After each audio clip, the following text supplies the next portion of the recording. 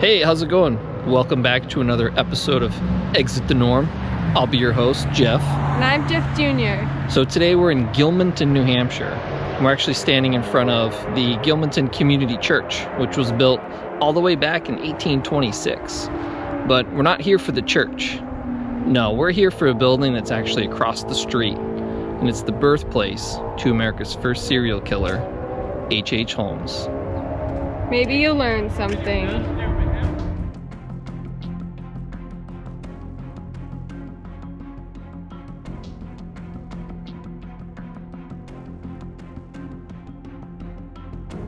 On May 16, 1861, in the small New Hampshire town of Gilmanton, a seemingly innocent boy was born. That boy would grow up to be one of the most evil and vile men this world has ever seen. That boy was Herman Webster Mudgett, but most people know him today as HH Holmes, America's first known serial killer. Young Herman showed signs of high intelligence at an early age and was also fascinated by skeletons and death. It's widely believed that young Herman would conduct experiments and perform surgery on small animals that he would trap. One account even suggests that young Herman may have even killed one of his childhood playmates. It seems as if there were signs of evil early on in his life. So right now I'm standing in front of what is now the Gilmanton town offices, but back when H.H. Holmes lived in Gilmanton, this was actually Gilmanton Academy. So H.H. Holmes actually went to school here for a while before he moved out of the area and went to medical school. So it's kind of cool that the building still stands, even though it's not a school anymore. Check it out.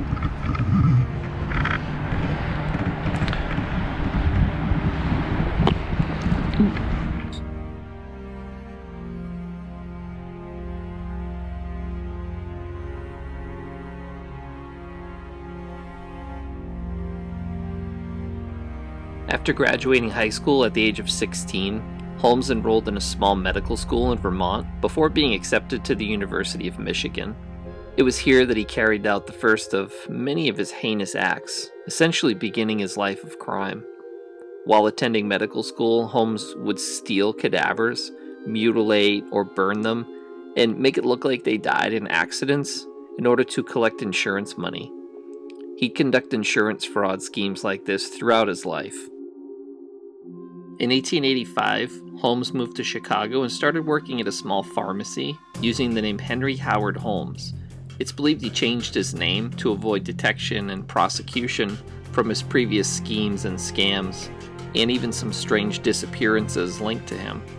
Holmes eventually purchased the pharmacy after the original owner either moved to California or died.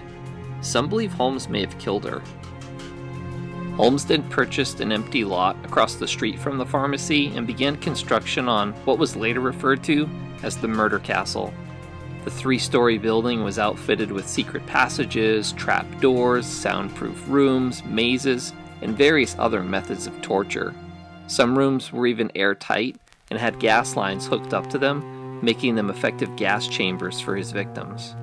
The second floor of the building even had a chute, which led directly to the basement, where Holmes had vats of acid, quicklime, and a crematorium to dispose of the bodies.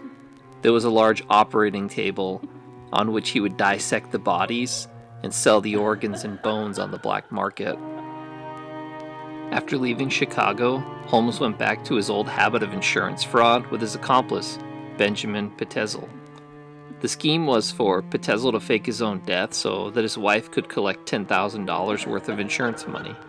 Holmes was supposed to get a cadaver that would be used in place of Petezel, but it didn't work out that way. Holmes killed Petezel and then collected the money himself. He then manipulated Petezel's wife into giving him custody of some of her kids. Holmes ended up killing 3 of them after he became paranoid that they'd alert the authorities about what he had done. Eventually, police caught up with Holmes in Boston and arrested him on an outstanding warrant out of Texas for a horse swindle he conducted. Police were suspicious of him and started investigating him further. The investigation spread through Chicago, Indianapolis, and Toronto. And while conducting their investigation in Toronto, police discovered the bodies of Petezel's children. He was arrested for their murders immediately. Holmes would later confess to the murders of 27 people, but it's believed that he most likely killed close to 200 during his 34 years of life. He was executed on May 7, 1896 for the murder of Petezel. He asked that his remains be encased in concrete and buried at least 10 feet deep. He was laid to rest in an unmarked grave in Philadelphia. Some people think that HH Holmes was also Jack the Ripper because the timelines sort of match up, and a journal entry of Holmes's talks about some prostitutes he killed while he was in London. In fact, one of Holmes's descendants is convinced that his deceased relative is most definitely the notorious Jack the Ripper. This hasn't been proven, but it also hasn't been disproven either. Alright. Hopefully you had a killer time here with us on this latest episode of Exit the Norm.